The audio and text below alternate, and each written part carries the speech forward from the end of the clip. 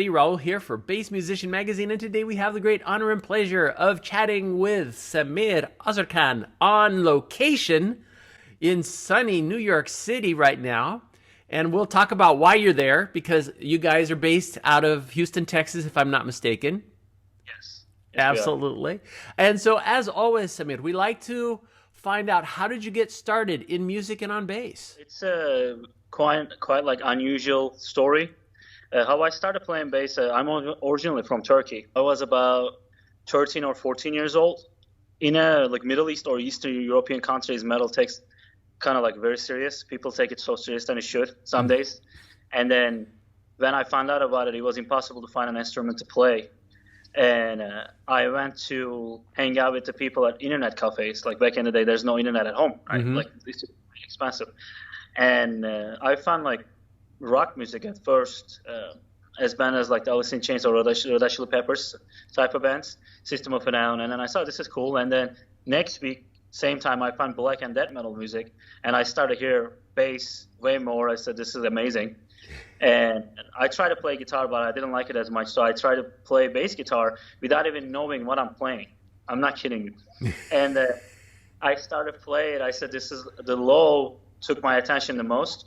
So I started to practice bass lines more than guitars. So that's the first love towards bass guitar. Started like that. Got you.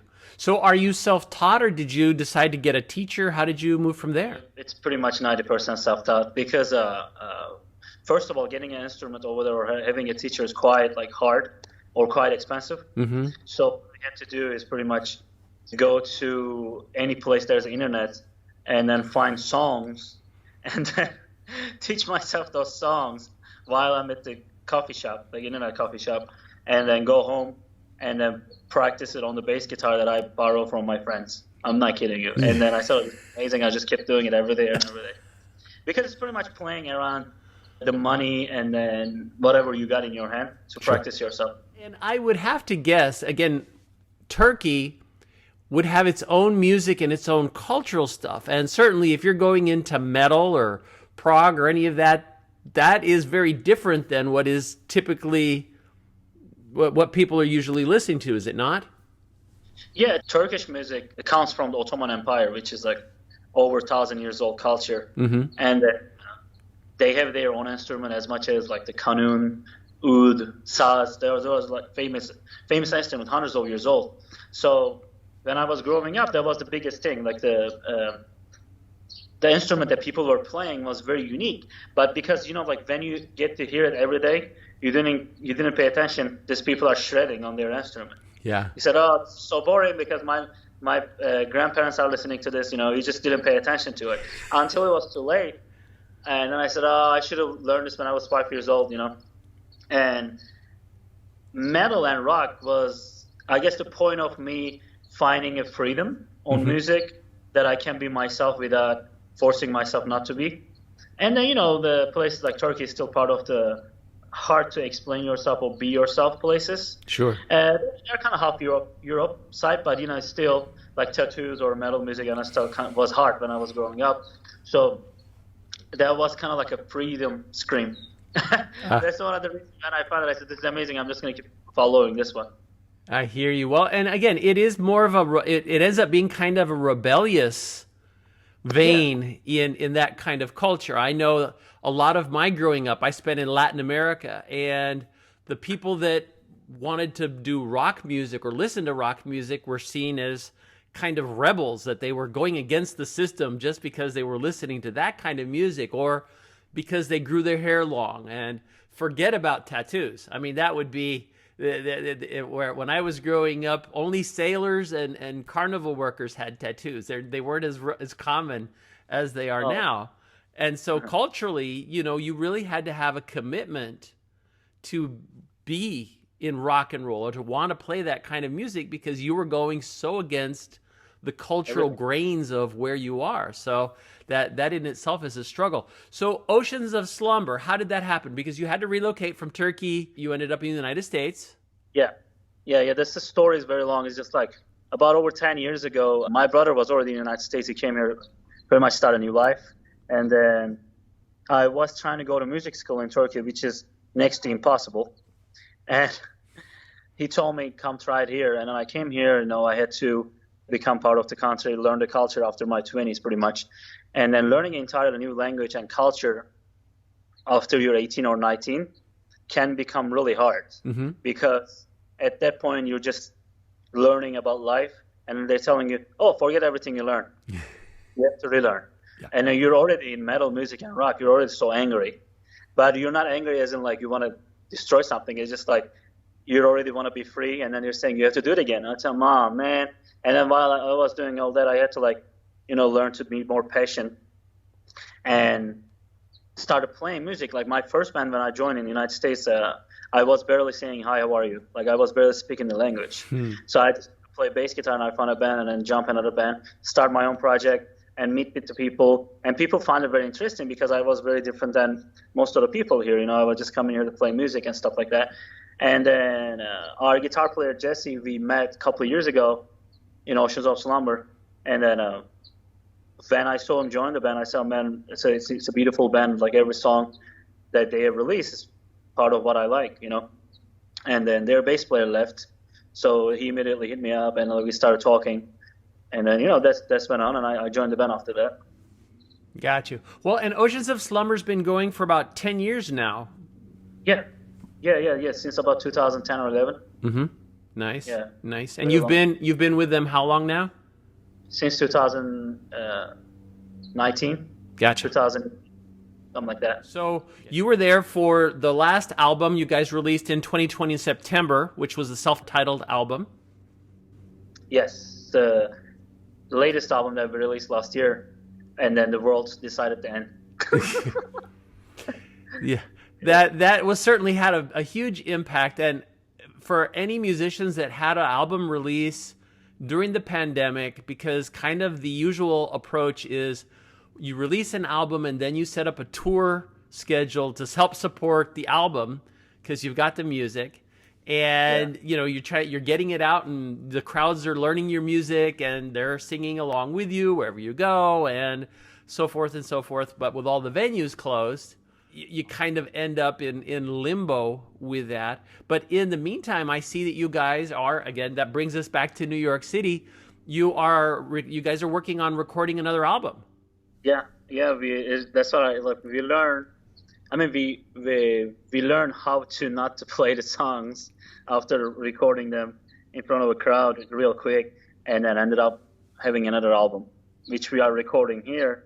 And then this is easily will be the biggest album in the band career because of where we're recording, how we're recording. Mm-hmm. It's very, very high end quality. Nice. It's like we were never thought. I don't think anyone will ever thought that we will ever be recording here in this experience, because it's not just good. Let's go to studio record. It's like the top of the notch for musicians. So it ended up happening.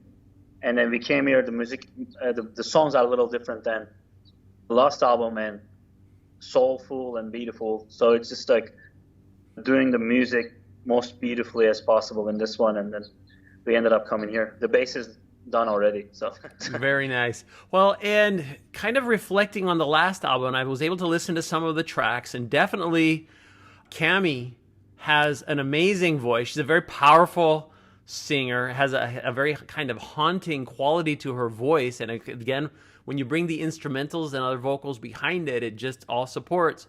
But especially on that previous album, I found it had a very almost kind of somber and melancholy kind of characteristic to it. It was kind of gripping and made me kind of emotionally go, oh, I feel kind of angst with it. Are you following kind of the same trend? Is this your group? Because you guys fall within kind of prog metal, but yeah. It's not as, I'm going to say, massive, upbeat, fast, angry metal. It's got more soul to it. Yeah, the band itself has a very soulful music inside. It has nothing to do with us going on the stage and having fun. It's more of a everyone has their own thing going on emotionally. Mm-hmm. Life is being hard, but you have to keep going, type of thing. Gotcha. And then it affects your instrument and you're playing with it. And then the last album, like you said, she was pretty much every song making us cry Yeah. type of songs, which is beautiful. It's so soulful. Yeah. And she's from the heart and all that. And even when we're playing shows, every time they're on the stage, like I get into the moment, like you're having goosebumps. And there are fast parts, of course. There's like upbeat parts here and Sure. there, but upbeat parts are soulfully chaos. It's very big. Gotcha. So it's the difference. I think the band has the quality and originality. It's very, very big in the last album and then the album before. But on this one, the re-recording is literally, I think I want to call it like a real music. Like it's just how the music was from heart, like in 50s and 60s type of feeling. That's what I'm feeling in every song so far. Very nice. And it would be a good time, we could talk a little bit about how you're getting your particular sound. What kind of gear are you using? What are you playing on? On this one, I was so lucky. So because we are recording with a producer named Joel Hamilton. He's like a Grammy awarded producer in New York City. He did like he works with Tom Waits. Okay. It's like one of the biggest last bands that he got the highest respect. They got nominated and all this stuff. And then he told us not to bring a single gear here. So nothing. Like literally just come here with a backpack. So we came here and we picked our instrument, and I ended up playing with the Fender Jazz Bass 60s model. And then he gave it to me. I'm like holding it. It's like $7,000 instrument in my hand. And I never seen that bass in real life. I'm not kidding you. Like not even Guitar Center or any of these places. And I nearly like lost my mind. It sounds amazing by itself. You don't need a pedal. And this guy records very different than any people because he doesn't care about how gear is big. It says the main thing you need to focus about is the recording process. It's like, people have to get big amps, big caps. None of this is happening here. Everything is tiny because the sound is already huge. Itself is I posted a picture a couple of days last week.